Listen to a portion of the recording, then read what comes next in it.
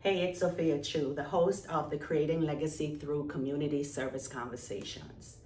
Today we have the pleasure of meeting a multipotentialite. He is a transplant from Aracabessa, St. Mary to Metro Detroit in Michigan. When I tell you, so this youth can handle in business, he is the boss at a lot of things. He's a number one dad. He is a DJ. He is a soccer coach. He's a website designer, and he is a marketing guru. And that's just some of the stuff that come off the top of my head. But he's gonna tell us a little bit about his journey from Jamaica here to Metro Detroit, how he found his footings going through school here and then deciding to take on the world as a multi-potentialite. That word that kind of odd for me, so I'm gonna say it again, multi-potentialite. So I ask you to stick and stay. Please subscribe to our channel, share our stories, like, and also leave some positive comments to tell us about the work that we're doing, if you had any suggestions, so on and so forth. Every day I wake up with choices in my hand. I shape the way I move. I choose where I will stand. I don't wait for others to guide what I should do.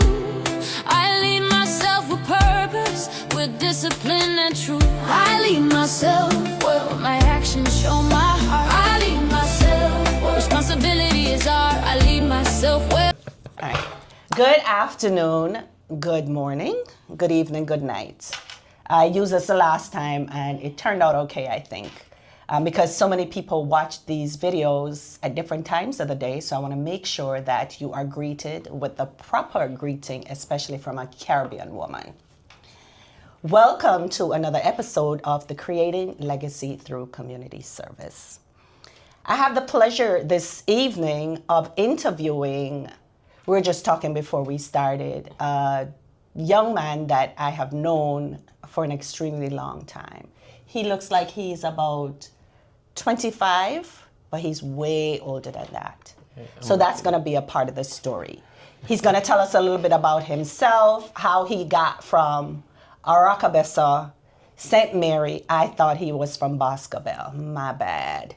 He's going to tell us a little bit about that, how he ended up in Metro Detroit, and the journey that he have gone through here as a child and now as an adult raising his own children. So to get started, I'm going to ask you to introduce yourself. You're going to tell us your government name. You're going to tell us any nickname or nicknames that have been assigned to you, and a little bit about your homeland. Well, my name is Ryan Montague. I have a lot of nicknames. Rhea, Coach Ryan, Blocks, Talas, Jamaica. Jamaica, right? Yeah, Coach Ryan. But yeah, originally from Jamaica, Aracabessa, St. Mary. I moved to the state when 21 years old. I thought you were younger. In 2000. I thought you were younger. No, Because how much older are you than your sister? Well, she like 2 years, I think. 2 years, Yeah. okay. Yeah. All right, yeah, because I think she was 18, 19. Yeah. Yeah. So let's go back to you growing up in Jamaica. Tell us a little bit about Boscobel and some of the things that you remember the most about your childhood. Well, I grew up in Aracabessa, Des Mountain, St. Mary. Des Mountain. Okay. Yeah, so that's Aracabessa. About, what, maybe like 10 minutes away. Boscobel is 10 minutes away. Okay. And that's where my Uncle Henry and everybody else lived. So I used to travel from Des Mountain to Boscobel all the time to go hang out with them. But yeah, but I grew up in the country, man. I was a country boy, you know, river in the hills, and then you travel down the bottom of the hills and the ocean. So, you know, I used to love going fishing in the morning. You know, like I remember my mom used to send us to go get fish like 6 a.m. So yeah, that would be the thing. But go fishing or to buy fish? To buy fish. Okay. So yeah. Okay. So yeah, but you know, but it was just country life, you know, which is free. So me know say he's a big baller, a big footballer. Not only play it but watch it and all of the things. Them you Yeah. can't pick up the phone now and look at the score. It's still 0-0. See, Jamaica is playing and it's throwing our entire schedule no, off. true. I have to look for the score just to check it. For see, them still maybe there 0-0. two things at the same time. Yeah. It's Yeah, okay. yeah, okay. All right. So tell us about you playing football when you lived in Jamaica. Well, I started playing because my older cousin Evan, he live in New York, and I see him playing, and it's like just fall in love with the sports. So I started playing because of that, and then it just used to be the community thing. We play football, cricket. We do running for sports day at school. Okay. How good were you at running? I think I was a better track and field person than a footballer. Really? Yeah, I think so. Okay. But I like football, so I'm just you more than like football. You love football. Yeah, We're gonna talk about that later on. But yeah. So, talk a little bit about your journey from. I assume you left from Montego Bay. Yeah. Okay. When you walk up on the plane got leather. I mean the stairs. Oh, the stairs.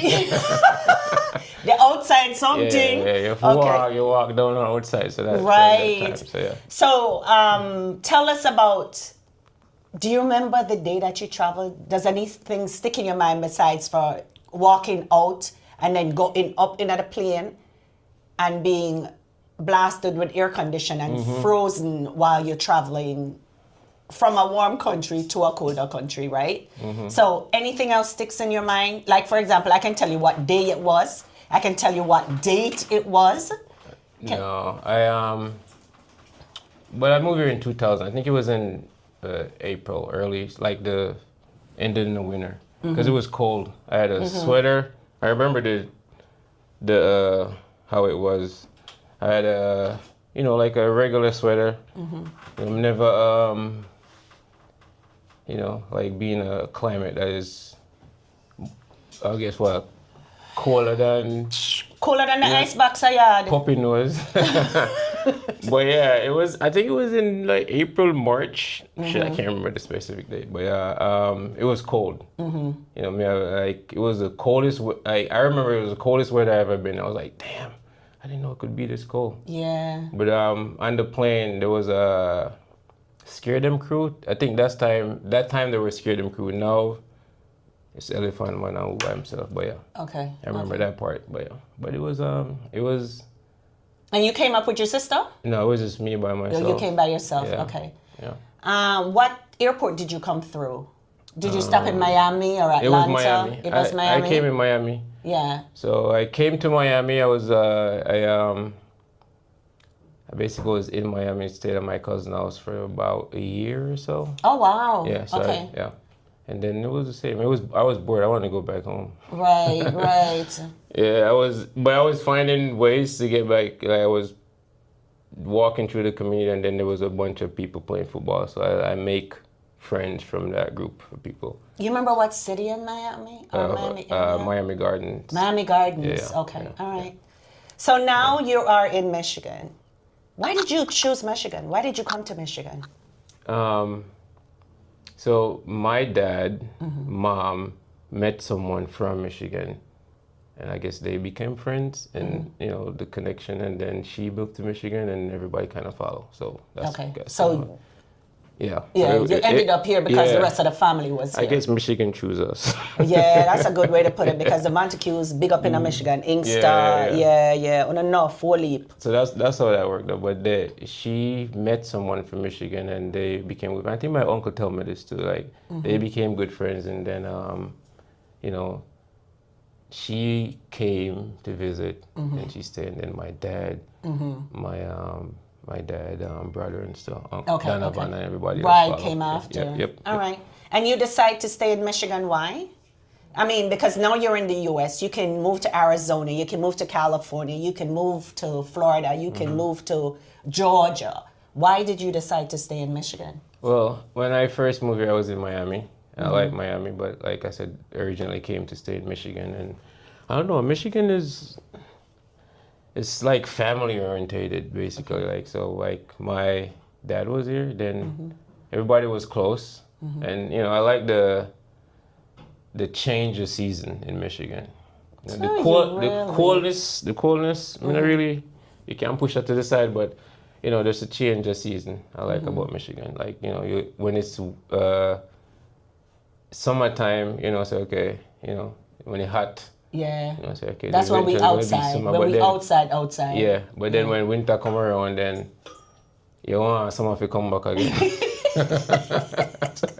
Well, I'm glad you stayed. I'm glad you chose Michigan, Yeah. and I'm glad you stayed in Michigan. Yep. So we're going to talk a little bit now about how football changed your life. Oh man, like football is my life, I guess. Like I said, I started playing because of my cousin, and then when I started playing, like it's just something to do. Like I said, we played football, cricket. At one point, it was basketball.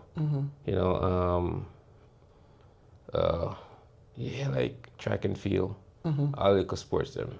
And then but football was like after I started playing, like I said, I wanted to, to play more. So it was after I leave high school in Jamaica, then they start this community team, and then we start traveling outside of the community to play, and and then it just help.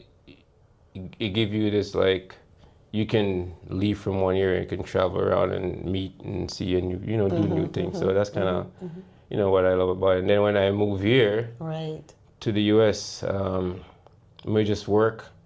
I came to work and I was just working and playing football for fun with my uncle Donovan. And then one day, like we go to a game and stop at a gas station. Was this with the Cavaliers football team y'all was playing? No, this is before. Okay. And some guy at the gas station, he just see me in my football gear and say, "Hey, yo, say say that way." Yo, you do say. Yeah. Code switch. Go to your American. Speak proper English, I guess. But American English. But he just told me about Schoolcraft College. Okay. And we go there, I'm gonna try out, because I could probably go to college, go get some education, and play some football at the same time. So my mindset was like, I'm gonna work and try to make as much money as I can, and build a house and all them things back home. But then once I start playing football at college, everything changed. It's like you can actually get a play for free and get the education and just enjoy your college experience, and that's what I did. Is that where you picked up that nickname? Jamaica? Yeah. Okay. Tell us a little bit about your college experience playing football, because you did all over the People Them magazine as #1 player and all of those things. So tell us a little bit about that experience as a Jamaican footballer at Schoolcraft College. So, like I said, I wasn't trying to play football in college. It was, but I see it, and I was like,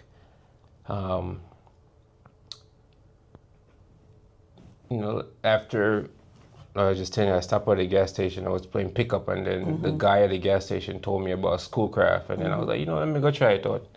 And then I went there, and I think that year they were trying to organize a team, and the coach was Dominic, like from Wiser. I don't know if you've heard of Wiser, but I went there and they offered me a scholarship, like the first day. Nice. So, like I said, my playing experience back home was nothing compared to some of the kids here. I was just playing football for fun. Right. And then, but when he offered me a scholarship, I realized, okay, there's an opportunity for me to play football and also go to school. So I take it up. I was working at the time too. I was working for Coca-Cola, I think. It was good. I was a merchandiser, and I was like, what, I'm just gonna go to school. Nice. And I went to school, and that's kind of how my entire soccer career started in Michigan. What did you go to school for? I started liberal arts. I didn't know what I want to do, but I was good at art. Yes. So I was like, you know what, let me just stay in this lane. Yes. So it was fine arts for a while, and then I switched to graphic design. Nice. You know, yeah. So I switched to graphic design, and you know, because like that's what I know to do, and you know, I just try to stay on top of my grade and try to enjoy playing Football. And we did well. Like when we play was. It was people from all over, like Australian, and African, you know, American, you know, like it was a mixture of all Like the an cultures. international team almost, right? Yeah, so I get to know like people from all different culture and stuff like that, and it was just a good experience. We were good. You know, we went to nationals, NJCAA. You know, we got third. Nice. All right, so we're gonna speed it up a little bit. The ragamuffin team. Ragamuffin team. Yeah, but yeah, it was a good time. Now we are at Madonna University. Talk a little bit about that. How did you end up at Madonna? So Schoolcraft is a NJCAA team. So Madonna is a NAIA. So I left school. You can only got your associate. Yeah, so you can only play for 2 years. Right. And then 2 years. You can only play for 4 years as an athlete, by the way. Yeah. So whichever school you play for, you can only play for 4 years. Okay.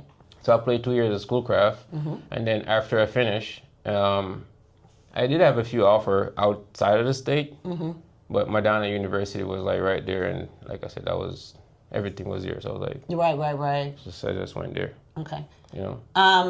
What did you continue with liberal arts and visual arts in Madonna? Yeah. Okay. And your football career blossomed there also? Yeah, it was the same as Schoolcraft. We did pretty well in the regular season, in the league. We didn't make it to nationals like I was at Schoolcraft, but you know we did well. I got All-American, honorable All-American at one point, nice. and I was leading goal scorer at one point. Yeah, it Nice. was like I said, I was just playing ball and having fun, and like I said, trying to take advantage of going to school because I didn't like school. And it's not like I didn't like school. I wasn't a good student when I was in high school. I was a better student when I started like in college. Stuff, like a C student. But yeah. I mean, everything has its season too, right? It was just a perfect time for you to do something different with your life. Yep. I want you to talk now a little bit about your visual arts because I remember seeing some of the work that you did, and I think you still do dabble, I want to say, in it because I know you're doing so many other things. I introduced you in the video as what I call a multipotentialite, which is somebody that has multiple potential to be good at multiple things, right? Yep. So I want you to touch a little bit now on your visual arts journey. Are you still doing it? What level are you doing it on? I know that plays a little bit into graphic designing on the website kind of a thing. Yeah. So talk a little bit about your artistic side. So, how do I start? Where I am right now, I guess. When did you realize your passion for visual arts? From a good pitney. So you draw from your knee. Yeah, I just like to draw. That's it. Okay.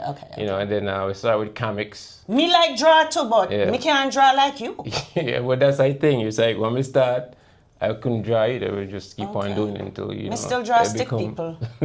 No, you can't get better. You just gotta practice. Okay. All right. Okay. I'll remember that. But practice make perfect. I practice other things. I leave the and it visual. makes you perfect. But yeah, I'm start drawing from a little bit of it, and just you know, it's just I guess drawing is a thing just to be creative. Okay. You know, and once I get older, I was just to start doing it to just to express myself and to use it as creative ways so I can do better in whatever I'm doing. Because I think when I look at your work, it makes me happy. The colors that you use, the way you express through your drawings, it always has I've never seen any of your work that puts me in a down space. So Everything is like fun and happy and colorful, and you know what I mean? Yeah, I try to be like, I guess optimistic. I guess you know, positive in most of the case, because you know you have to be. But I don't know. My art would be I just self-expression about something that happened in a moment. Like I may you know, I may like drive in and think of something. I say, oh, that's a cool idea, and then, you know, something pop in my head, and I go home and I put it on canvas or something like that. Or you know, may you know, maybe doing something and I got an idea from that, and then I use it in art. Because right now I'm doing like crypto and stuff, so I'm like into that like old AI technology stuff. So that's Talk about pivoting. I said, talk about pivoting. Yeah, you know, so it's where the world is going now. So like, so it's like it's good to dabble in it. So you know, I have a few. Do you do what? Oh, what do they call that? What? The drawings that it's like a visual thingy, and what do they call that thing? I don't know. What's that? It soon come back to me. Okay. But in addition to the visual arts from an artistic, somebody that draws, makes pictures on canvas, you also do photography and videography. Yeah. How is that coming along for you? I like more for the photography for me, like not so much videography. Like I have to have the more time for that, and like I coach soccer and I do a bunch of stuff. So like I feel like if I'm gonna take a step to do videography, then you know, you have to be professional with it. So but now it's just photography. So like I said, and it's the same. If I'm doing something and I have an idea, then I try to make sure I get a picture of it and try to present it in a you know, like an art piece, like either paint it or design a crypto or something, or you know, or put it in website crypto design. is something I talk about, you know, but I think they use a different word than crypto. There's another word that I'm thinking NFT? of. NFT. Yeah. Okay, That is it. NFT. Yeah, so those two, yeah. So it's like crypto and NFT is like kind of similar. Because when you say crypto, I think of the money. Yeah. Crypto coins. Okay. All right. So we talked about art. We talked about football. We talked about photography. Let's now talk about DJ. DJ. So DJ started during the pandemic. Like before, like my DJ name is DJ Uptown. Yeah. Yeah. So, I get that name is that, like I said, I have many names. But what country you come from? So, how do I call you DJ Uptown? So, the man them say, like we have a chat group when the pandemic was going on, and you know, we get together every weekend and do stuff, chit chat, play music and stuff. So you know, I was DJing that part. But then the group, there was one guy in the group that say, me talk. It sound like say I'm from Uptown, Jamaica. It's like country, but I didn't even know. Like if me start chat patwa, then nobody not gonna understand what me I said, and then me have to go rewind and go back to English and all of them things. So he said when you're DJing. No. Him said just my regular voice. So like say Uptown me come from, but me tell him say yeah. So like. Some far country him come from? I don't know, but you know, but that's how me get the name DJ Uptown, because then things say Uptown me come from because of how me talk. And I said, country. Okay. Like, or you say, me finna go down, me finna go back on me. Yeah, that's a country. Like, me soon come back. Like, me soon come back, you know, and everything that, but that's how I get the DJ name. And now you actually do gigs? Yep. I like DJing too. Like I said, it started in the pandemic, and it was a way for us to get together and me, like, you know, I was playing music and like introduced me to music too. Right. So, you know, I just run with it, I guess, and start playing more music, and then getting used to mixing and mixing all and stuff kind of like stuff. that, and Okay. eventually, I Transitioning. get gigs and stuff like that. So Okay, now, sweet. so now, I can go out anywhere and play. Yeah. It depends on the crowd, but that's how I get into DJ. And music is it's good to bring people Music music. make you lose control. Yeah, everybody listens to music, so it's a good thing. So Yeah, that's a good thing. yeah, Mr. Uptown, DJ Uptown. yeah, DJ Uptown. So we're going to talk about your family life now. I may also mention that you're number one dad of, how much pickaninny? Man, 5. He's Yeah, a one of number them. one dad of 5 beautiful children. I don't want you to, you don't have to talk a lot about your family, like that. But what I want you to touch on is how you, as a Jamaican man,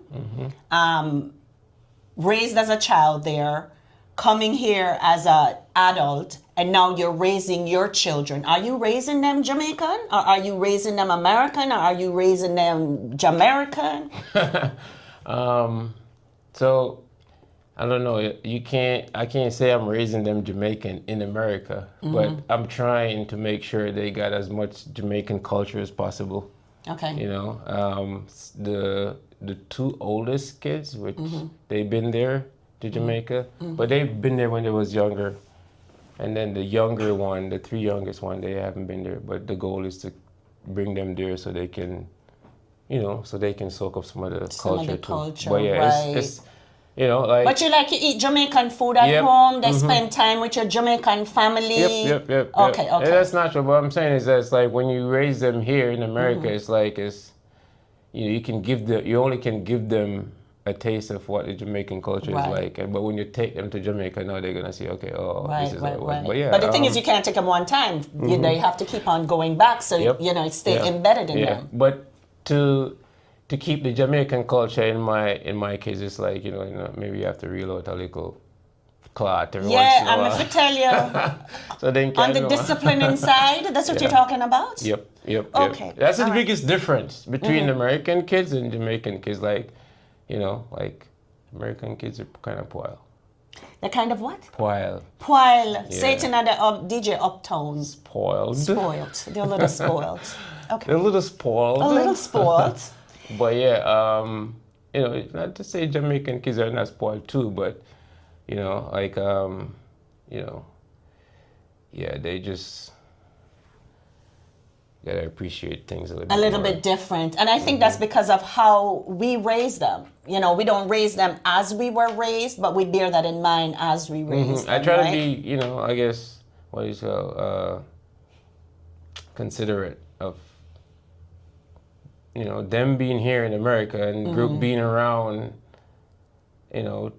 both Jamaican culture and American culture. So they seen 2 different things. So I try to make sure, at least they can understand like both culture and how different it is, because their mom is American, so they have to understand that side too. Same as how they understand the Jamaican side. But their mom is also of Jamaican heritage, which is, to me, that sweetens the entire pot. Yeah, I know. Right? Yeah. So she's raising them really like how she was raised, which is a mix of both cultures. Yep. So that's how they getting it right now. They get in the mixing pot of both cultures. Of everything. Talk a little bit about your website design services. I use your services, so I know you're good at it. So talk a little bit about what even got you into website designing, and what does that do for you when somebody gives you a vision of what they're looking for, and then you in turn create that for them.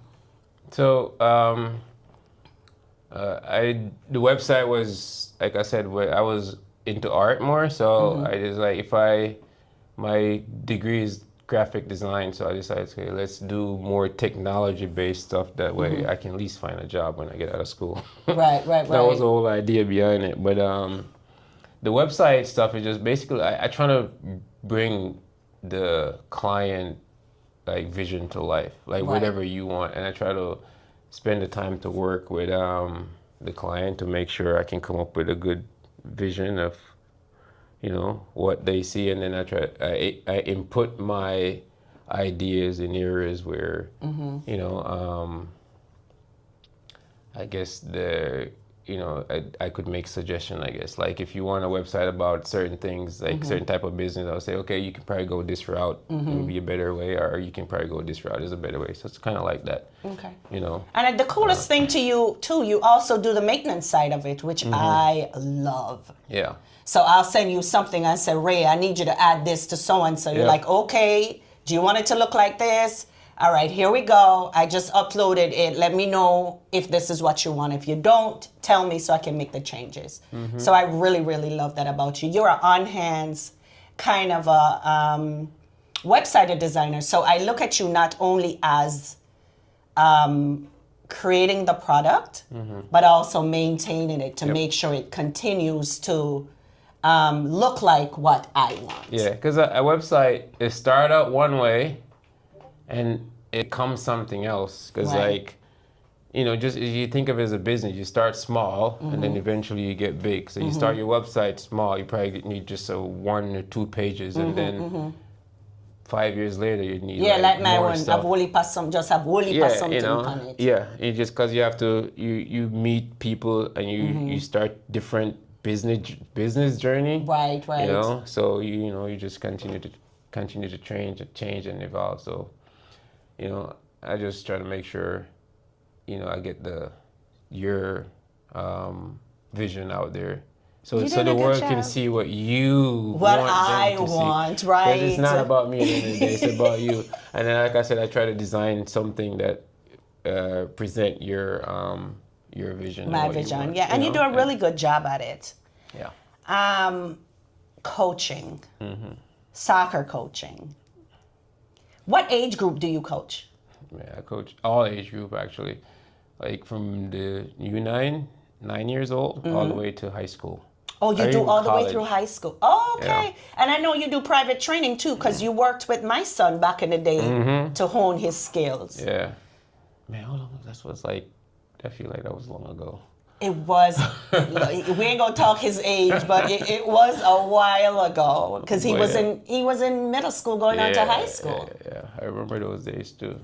Yeah, I still do coaching like that too. Yeah. What do you get out of coaching now that you still play football? Organized ball or just pick up ball? Just organized. Like I'm a part of Cavalier, like Okay. And I've never seen you play with them. I didn't play. I haven't played in a while. Okay. But I'm gonna be involved this season coming up with cool. playing and coaching. Oh, nice. Whenever I get the chance. Okay. So I still play. So what's the satisfaction now of working with young minds to teach them the rules of soccer, but also pass on your passion for the game to them? So I get into coaching because I did a camp, kids camp, like back in 2000, I think. I can't remember the exact day, but I did a camp then, and then it was like 2006 or 2007. I met someone from the camp, and they remember me. I didn't remember who they were. Right. And I was like, man, I remember the camp. It was so awesome. You did a good job as a coach and stuff like that. And it was then like I started to get involved more into coaching. Because like as not only a soccer player, but as a coach, you can influence the younger kids. So it's like, so I involve in the coaching more, like in a positive way. And I try to, just try to do the stuff that I would like coaches, or I guess older coaches, to do when I was younger and playing, So you're actually creating your own legacy. Yeah. By, working with these young athletes to keep them excited about going on to even bigger and better things. And you mentioned something earlier, that art kind of plays this role in your life as it regards everything else, right? So visual art, because you see life through an optimistic lens through your art, you live your life a certain way. Is that the same with football? Yeah. Because that is a kind of art. Yeah, football is art, but for me, football is a good way to teach discipline to kids. Oh. Like someone that's like doing not so good in school, I guess, just being around that person and seeing how they interact with certain stuff, or just being socialized with it, you can give advice which is gonna help improve, their, Their entire life. yeah, Absolutely. So I didn't think about it like that. because But it that's makes a lot like of when, sense. yeah, like my whole football thing is that you have to be disciplined to play. So like play. I try to be disciplined when I play. I try to be disciplined when I coach, and it just teach me how to be disciplined in everything else, Yeah. So, the Do your first. boys play ball? Yeah, they What do. about your girls? They do play. Everyone play. Everybody, all the baby too. Jesus, Father. I'm a part of a soccer club in. We got a Westline. It's called Detroit Soccer District. So all my kids play for them. I coach all of them actually. So it's just teaching That's them how super to, cool. how to be good students and to enjoy the game and play with freedom. Right. And also create their own team. Yeah. Because there's socializing skills that come along with that. Big time. Yeah. Yeah. Football plays a lot. Like I said, football teach me a lot of how to, I guess, be a better overall person, because it helps me to be disciplined and stuff, and it just all the people that I know and meet is because I play, because Okay. most of the people. So we're gonna circle back to the theme of this podcast. Actually, is creating legacy through community service. So we've talked about a plethora of things that you do, and I am in awe of all you do. I mean, sitting and talking to you is different from me knowing that you do these things, right? Yeah. Because I've been in and out of your life for as long as you've been in the U.S. So it's actually very nice to watch how you are growing. You're not plateauing, but you're growing into this all-rounded multi-potentialite. So what does creating legacy through community service looks like for you? Working with the youths, I guess. Like be able to, I guess, inspire or help the youths in any way that I can. Okay. So now I'm doing it through football, so I'm going to continue doing that, and then I can probably do it in a little bit in music, and then same thing in art. So just keep on doing the same thing I'm doing and try to. That is, that's a good way to put it. Because especially when I think about your life as I know your life, art and football have transformed you into this person that I have never seen you. I've seen you sad, but I've never seen you angry or in a, you know what I mean? You're always... I hold my anger in, because the truth is the truth, and you can't hide from it. You can't run from it, no matter what you do. So, right. Like, I don't get angry because, like, I say what I need to say if something happened, and then I just move on. Just like I'm gonna learn to be like that. Because you have to say what you have to say. I think more that. people need to work on that, because there's a lot of stuff sometimes that make me angry, but like, what am I gonna do? Like, That's it. That's a good way to look at it. Like if the person next to me make me angry, I was like, yo, I speak my mind, and then whatever. Depends on how they react as to what the next step is. Whatever, happen after that, then, we deal with it. But like, there's no, when I say in Jamaica, no problem. Right. Like, if you make things a problem, then that's exactly what it is. It's going to be a problem. So I want to offer you this opportunity now to tell people how they can get in touch with you, whether it's for coaching, for DJing, for website designing. Tell me if I'm missing anything. Everything is on my website. So tell them your website. If you want to share your email address, if you want to share your handles on YouTube or IG or whatever, so they can follow your work and also share it with others. Everything is on my website. I try to keep it updated as as often as I As a can. website designer, So- he tried to keep it. Yeah, but it's kind of like a barber who cut everybody else here and then Yeah. no time to cut film here. But tell him your website. You know, What's it's the website? Ryan Montague LLC.com. Simple. Spell it, please. So RyanMontague LLC.com. Okay. That's it. And you know, I have all my handles, social media and stuff is on there, and then Okay. I have everything else is on there, like my service. And I try to link community events and stuff like that. So Okay. like, if you go on there, you can probably find, you know, little things that happen throughout the community. And Very you know, nice. I'm in the future, I'm hopefully to improve it. So you know, it's like kind of like a Google. Oh. You know, RyanMontague.com. I say Google, wherever you want to find, go to Ryan.com. Rotted, well, you know. No, sir. So, But yeah, just where you want to find, go on there, go check it out. okay. And I check it out very regularly just to Yeah. see if it's updated and see if my links are on there. Yeah, We don't have to have a talk about I that. force myself to keep it updated, so I try to keep the weather on there. The weather. Yes.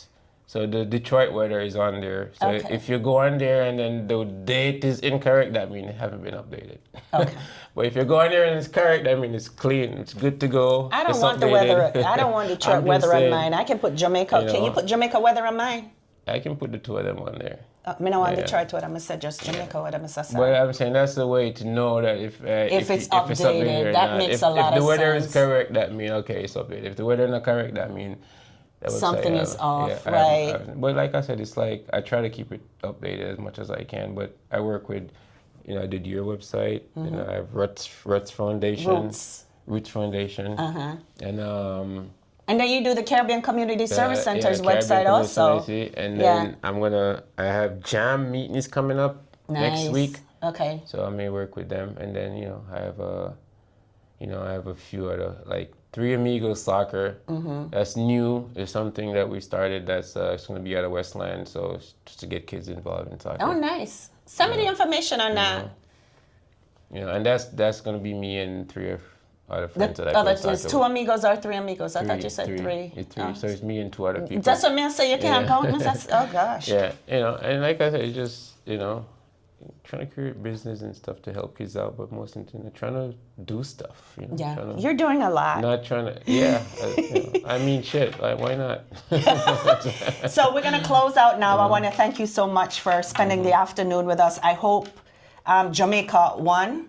We'll find out. Check the score. Check the score. 0-0, see and win. How much time left in the game? 90 minutes plus 3 minutes extra time. So they're probably going to go to peak overtime, then PK shootout. Like, we see what happens. All right, you're giving me way too much information. Sorry. I have no idea what you're talking about. But if you want information, then go to my website. Go to his website for everything, even the score of the Jamaica game. Yep, I put it up there so you guys That's can up see there. it. If you want to see it, you get it up there. Ryan Montague LLC.com. Everything up there. Okay. And make sure everything is up there. I'm gonna start put Jamaican news, American news, all I news them from all over, African news. Whatever you know I hear. It's gonna be on Okay, there. okay. So, like I said, thank you again for spending the afternoon with me. I hope you had as much fun that I did. I learned a lot more about you. Not that I thought I knew you, but I learned a lot more about you. I want to give you the opportunity now, just for some parting words. If there's any encouragement you want to tell people about sharing their stories with others to make sure that instead of somebody going down the wrong path, they can listen to something that you have been through to kind of steer them the right way. Encouraging words, inspirational words. Yeah. If I had time, I'd have you draw something, but that'll for another time. Oh, okay. I don't know. Nelson Mandela, Barack Obama, Malcolm X, Cheerlean, Bob Marley, I guess Michelle Obama. Whatever. I would say whatever you're dreaming, whatever you're thinking, whatever you think you can't do, just give it your best shot and try and just go for it. At least try. Yeah. Because if you least don't, try. if you can't succeed if you don't try. If you don't try, then you're gonna stuck at the same place. So, and don't believe you can't. you have to try. I like that. Yeah. I like that again. Yep. So we have come to the end of this episode. Thank you for hanging out with us this evening, afternoon, morning, nighttime, wherever you are. You know me did say that from the beginning. I want to encourage you to take a look at Ryan's website, see the work that he is doing, and it may even encourage you to do some of that stuff or try something new. Continue to watch our channel. I ask you to subscribe, to share our stories, to like, and leave some positive comments under our videos. And until next time, peace. Peace out. Look more. We want to thank you for staying till the end of the story. I hope you learned a lot about Ryan, but not only about Ryan, but also understanding that your story is your glory. And it's okay to tell your story because it may be just what somebody else needs to hear to make them realize that the path that they're on may be the one that's designed just for them. So again, we ask you to subscribe to our channel, share our stories, like and comment. And until next time, Showed outside. Years of work, belief and patience, learning, growing, staying true. Now I stand inside the version I always knew I'd step into. Not slow, just perfect timing. Not blocked,